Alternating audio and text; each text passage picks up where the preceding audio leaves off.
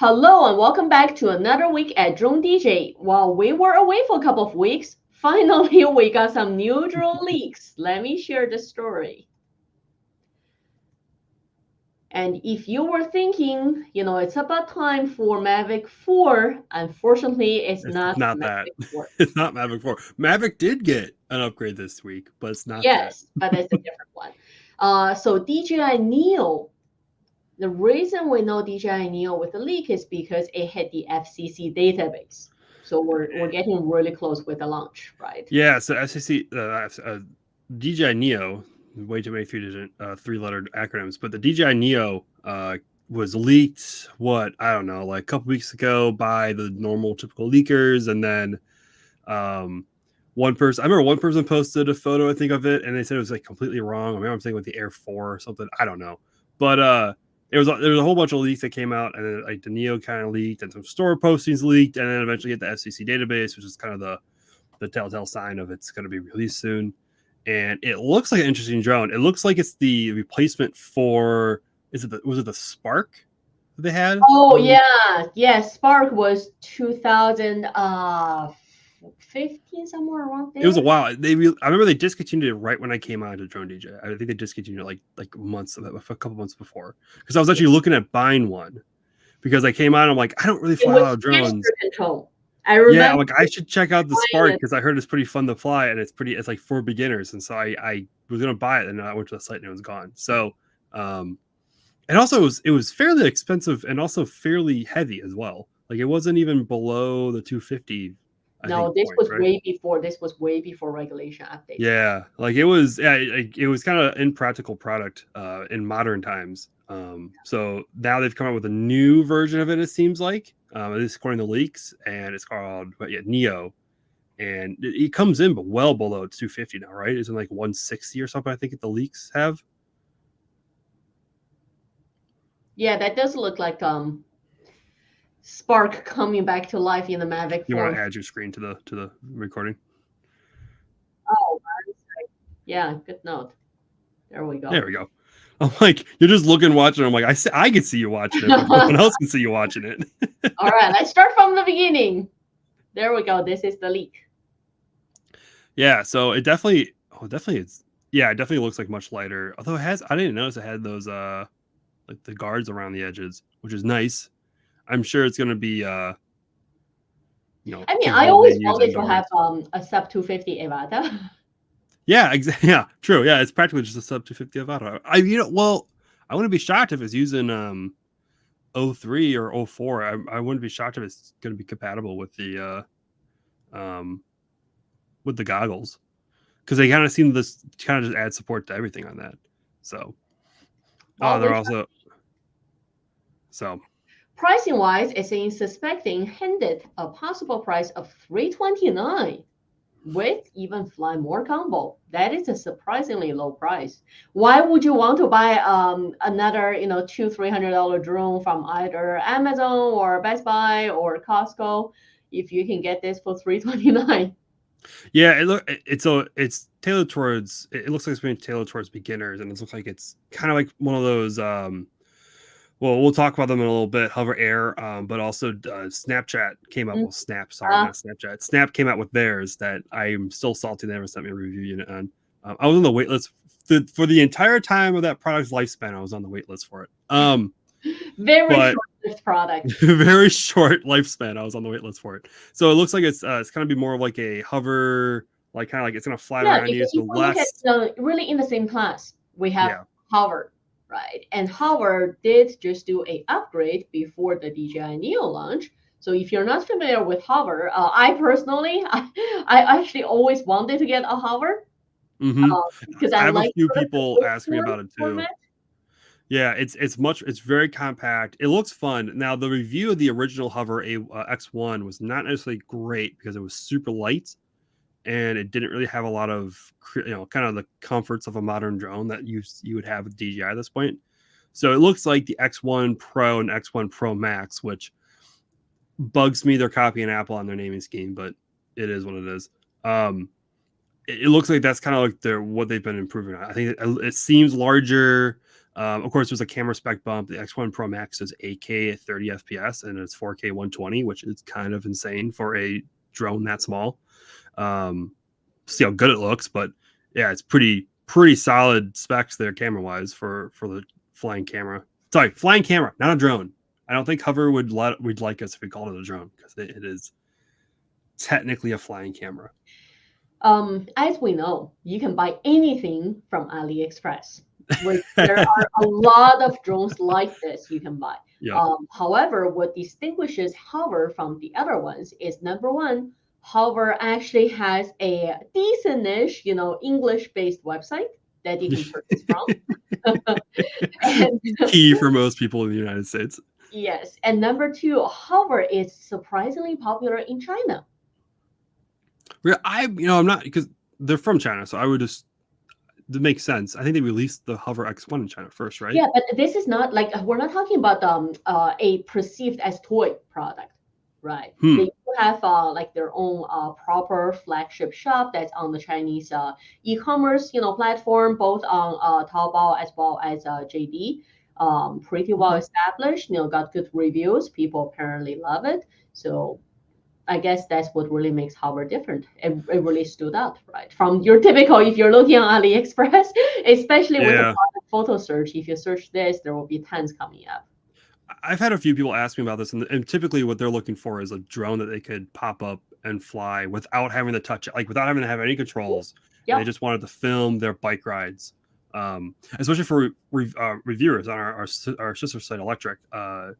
Is it Micah and Scooter? Not Scooters in Chicago. They got I blanked on his name, but they want for the scooters and their bikes. They want they were looking at. They didn't want to get the Skydio. They didn't want to use the Skydio. So post Skydio no longer being, if Skydio is still supported, like their products, I would say just get the Skydio. Like it is, like you're just you'll hold the beacon and that's perfect. You put the beacon in your pocket, whatever it is, like you'll be fine.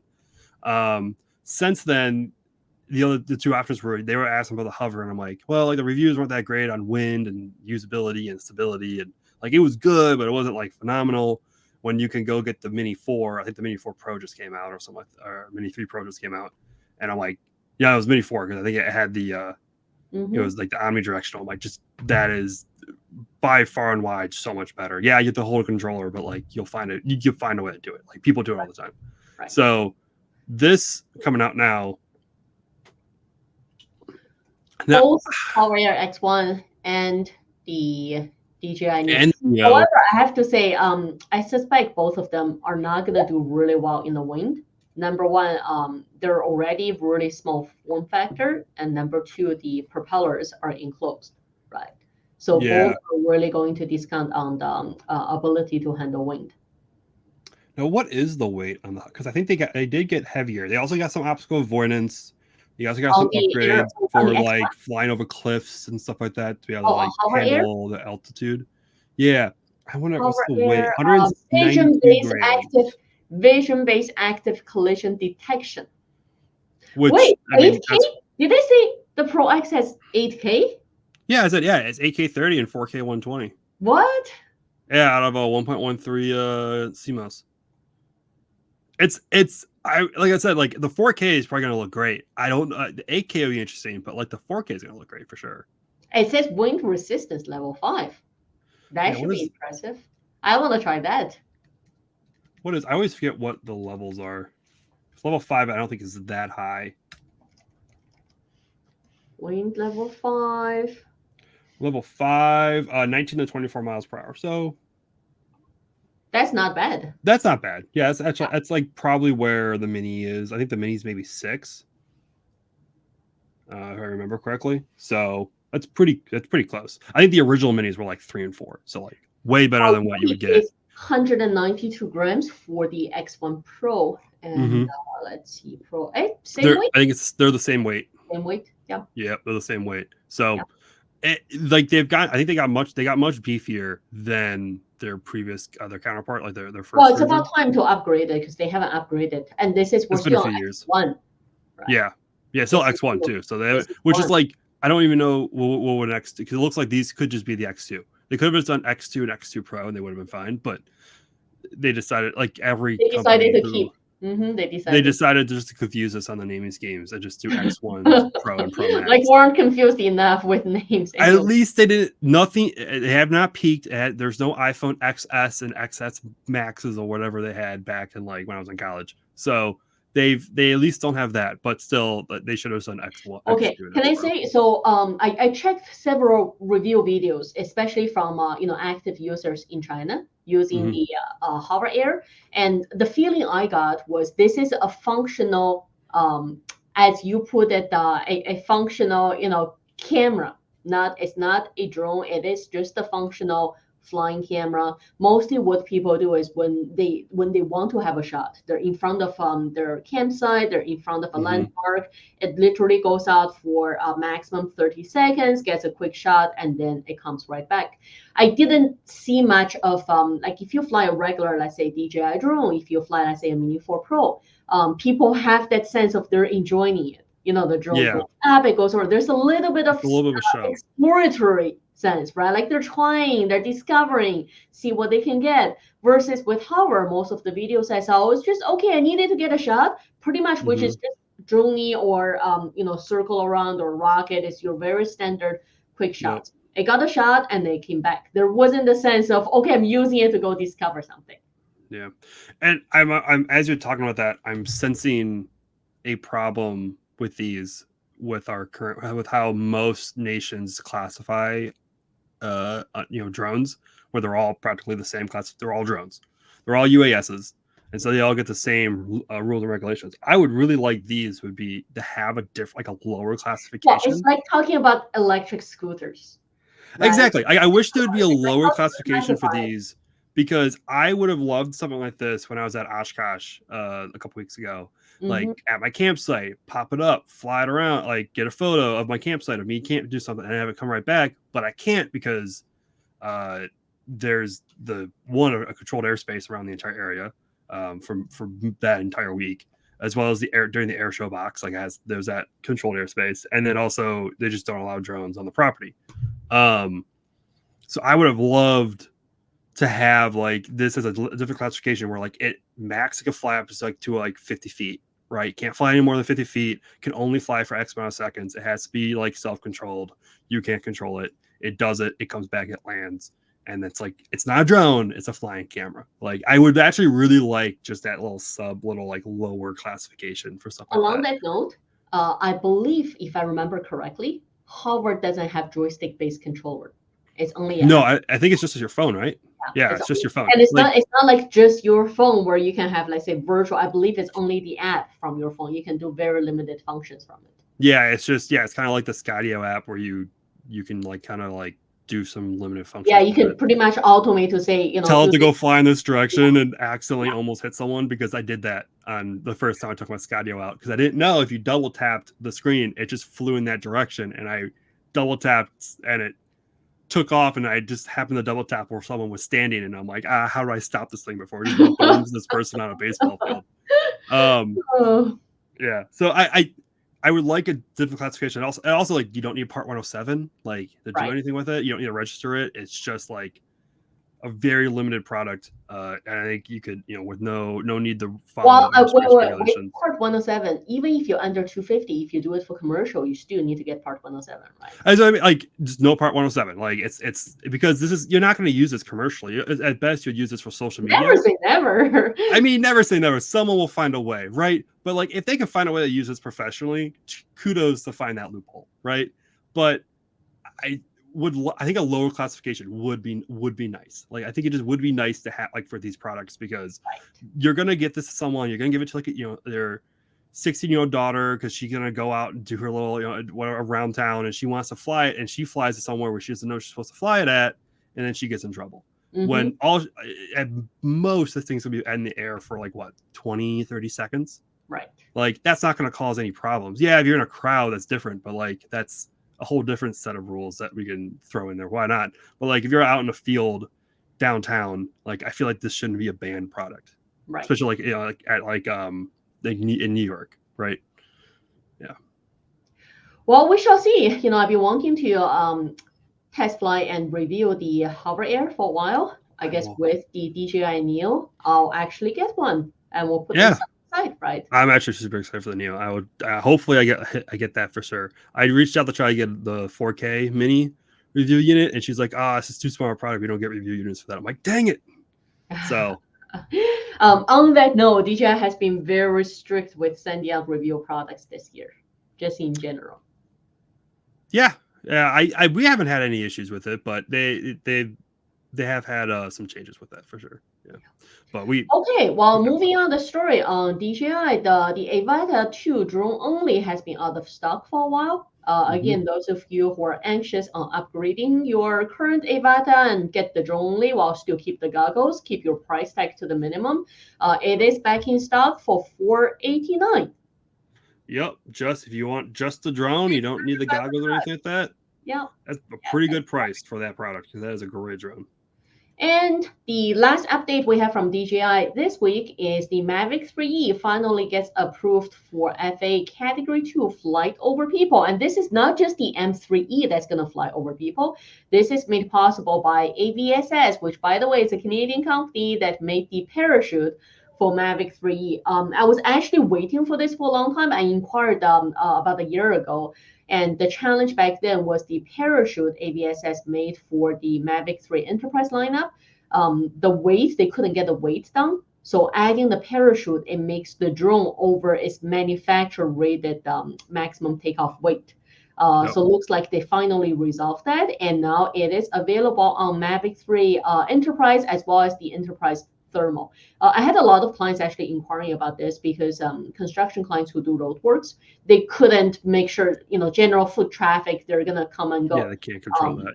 They can't control the foot traffic. So that's why they wanted something like this so they can legally fly over their construction sites. And man, construction companies just love getting photos of their products. And by the way, you're gonna hear, if you can hear my dog howling right now, it's because we're trying to get him used to his crate. He's not a big fan of it right now, so that's what you're going to be hearing if you hear any of that. Your background sound. Lovely. Yeah. He's screaming bloody murder right now. But like I saw Billy Kyle post. I'm like, Billy Kyle posted a photo about doing it. I'm like, man, did they add that for the Mavic 3, normal Mavic 3? I didn't know he was doing the video with the Mavic 3 Enterprise because practically the Mavic 3 Enterprise is the regular Mavic, but with the Enterprise software and I think mechanical shutter on so the camera is mechanical. Well, on the Enterprise, which is more for survey. It has the mechanical shutter, and then on the thermal model, obviously it's got the thermal and the zoom camera. So he just used that, but you can just use the regular Mavic 3 Enterprise. Yeah, it's gonna be way more expensive than your regular Mavic 3, but if you do a lot of construction companies, like doing like surveys and aerial photos of construction, like that. You're not on DJI Fly app, you're on the DJI Pilot 2. Very different interface. You get a lot more functions. But if you're doing a lot of that for your work and you are running into issues where you're flying over people and you want to be compliant, like this actually might be worth it. To switch to the Enterprise versus the right, because you're going to be able to shoot. I think the video specs and camera specs are all the same, I think. You get really nice pictures and videos. I have a lot of construction clients who are super happy with just the photo and video from Mavic 3 Enterprise, while they can use for survey while it's up in the air. Oftentimes they get some nice pictures of their site and they post it for social. Yeah, it's not like it has to go for broadcast or TV or go release, right? But even if you do some work outside of it, like it could probably still do that too. Yeah, trust me, construction companies love it for their social. And they don't do like raw quality post-processing, literally straight out of the camera to social. Don't even need raw, just shoot JPEG. No, I love it. Just shoot JPEG, yep. So. But with the Enterprise, the one good feature they love is over 3-4 years lifespan of the construction project, they set up the waypoint. And especially with RTK and base station, this is what gives them accuracy. So they can plan the same path. They do a pass, every week, and 3 years later, see the whole building or see the whole village built in under a minute, right? It's kind of cool. Yeah. Although for this, you won't be able to use RTK since the parachute takes up the spot where the RTK terminal will go. Maybe someday they'll come out. I'll just say it again that I'm really waiting for DJI to release Enterprise drones with parachute built-in. Or a Mavic 3 with RTK built in. There's that too, because M30, so Matrix 30, M300, 350, they all have Inspire. RTK. Yeah, for Mavic 3, it is an add-on that you have. They kind of ran out of space. Totally understand Yeah. why that's not in there. But a Mavic 4 Enterprise. Well, there you go. built in, There you go. There's the upgrade for Mavic 4, right? Yep. That would be kind of nice. You can throw your parachute on it. Last story for this week. Okay, you talking about accessories, the spin-off from adding something to your drone. let me clear my desk to talk about this product announcement. Okay, let me do my sales pitch. Now, do you want to add a Starlink to your drone? Yes. So this came through the newswire this week. I saw it come through, and of course, I run our sister site Space Explorer as well, so I know all about Starlink. I was actually supposed to check out Starlink when I was at Oshkosh, but the guy who was going to bring me the terminal ended up not being able to make it. But Event 38 is releasing a new BVLOS version of their, I think it's the 455 drone. What was it? One sec, let's. I think it's their E45 or E455 heavy. 455. Wait, how do you say that number? Yeah, E455 drone, which I believe the reason why it's their heavy lift drone that's below the 55-pound mark. I think it does like 55 kilograms, and it does 60 kilograms of weight and carry. I don't know. Anyways, and they're adding a hybrid. So yeah, as well as the EV. It's eVTOL, so like but it has like the wing for a little bit more efficiency on it as well. So it's just a quadcopter with a wing. So they're adding Starlink on for their BVLOS variant of that product, so you can have almost constant, connection. So Starlink, if you don't know what that is, that's SpaceX's satellite internet product. It's kind of gone viral. Like there was satellite internet before Starlink. It's not like a new idea, but their implementation of it has brought in much lower latency, much more higher like reliability and stability, and the cost has come down dramatically. So I think this product is around the panel, like the actual hardware you buy is about we'll get into you're not actually buying it, but we'll get into that. It's around $500, and it's about $150 for roaming, I think, a month, like if you want to move around and not be linked to one area. And there's the whole list that goes on for Starlink. Do you use it for residential? Do you use it stationary? Do you use it as RV? Do you use it for business? And they have much different variations. There's what they're using right now is the Mini, which is what's underneath their residential product line. They also have their own aviation line where you can buy an aviation Starlink terminal that can go bolt onto your 757s or your Cessnas or whatever you want to put it on top of. Like you can bolt on anything. Conversion, so right? Yeah, like it's meant for commercial aviation, right? Then they have a fixed one that you can put on your RV, so when you're driving around it can still connect while you're moving. So Starlink doesn't like you using their residential products that are meant for stationary use while moving. You can do it. They don't rate it for that. They want you to pay the more money for the certified panel, of course, which has benefits and whatever. But you can technically use any of their Starlink terminals on the move. Actually, when Starlink first came out, the first gen terminals, this is like their like fourth gen terminals, what was that? Their first gen terminals. There's an article in Space Explorer like way back that a Prius just like duct taped the terminal onto his front windshield and was driving around using it. It's the best story I think we've ever written on Space Explorer yet. So they're using the Mini, which I think is residential, and I don't think you can get like movement access with it. So I'm a little concerned, a little interested in why that's the product. Obviously, it's a much lighter and smaller product. It's the lightest and the smallest of all the terminals, so it definitely comes into play. Makes it play for on drone. It actually works out great. Actually, this makes sense a lot because when you're flying BVLOS, like you want a constant connection. If you lose connection to your drone, I mean, you're more of the enterprise expert. Like if you lose connection to your BVLOS drone, like you're out of compliance, right? Is that true? I blinked out. Sorry, I was looking at. If you're flying BVLOS, right, and you lose connection to your product, are you out of compliance and that drone has to land?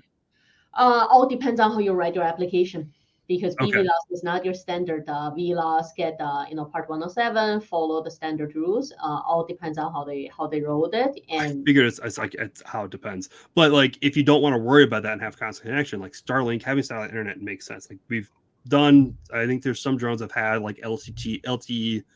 I am checking their LinkedIn modules post because in the article it did say they released it and had a LinkedIn post. I wanted to check this specifically because I wanted to see if actually like none of this.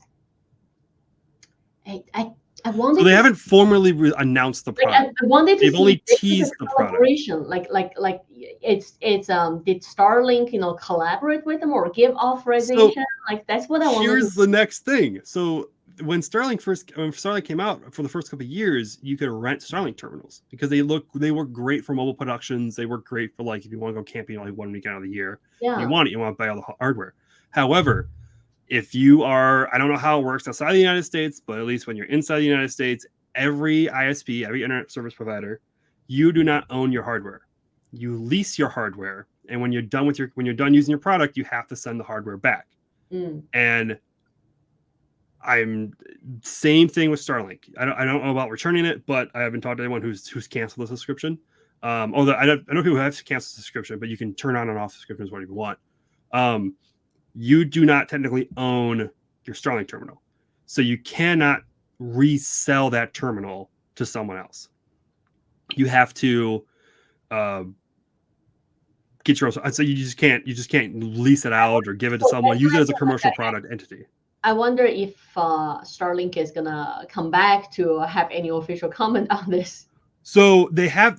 So all those companies. I was looking at this for a separate project about renting a terminal, and all those companies that were operating that have all been shut down.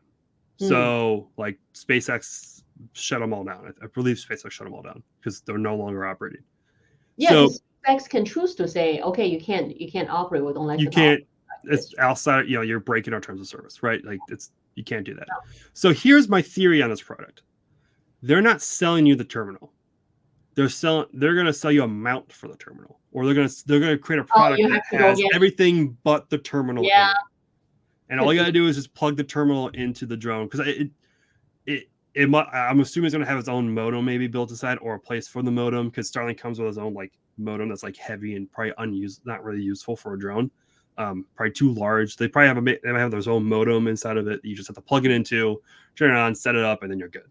That's my theory on what this product actually is going to end up being. Not we made a product and we're going to sell you we're selling you Starlink terminals. However, they are a U.S. company. They're based off Ohio. Mm-hmm. They could partner with SpaceX. Like, nothing's going to stop them from talking to SpaceX. Right? SpaceX likes getting Starlink wherever it can. So it's on cruise ships, it's on airplanes, it's being used. And if this is the first on the drone, I mean, it's not a bad idea. And I would not be surprised if they reached out and this is actually a partnership with SpaceX and they actually are authorized reseller of their terminals. However, I would bet it's probably more towards like they're just going to sell you a mount for it. But it makes sense. Like, this makes sense. The product makes sense. I have so many questions. I just have so many questions of how it works. We shall continue to follow its updates. Yeah, I'll have to reach out because I've talked to him before in the past. Maybe I can talk to Andrew and see if he can get me some more details. Well, on that note, this week we've got a leak from the DJI Neo. I'm looking forward to see that. And along with that, we do want to get the upgraded HoverAir X or HoverAir X1 to compare along with the DJI Neo. We have two other updates on the Avata 2 drone only, finally back in stock again, and the Mavic 3E passed the FAA flyover people with a ABSS parachute. And at last, we will follow up on the development of adding a Starlink to your drone. We'll see what happens. That's all, folks. We will see you back next time.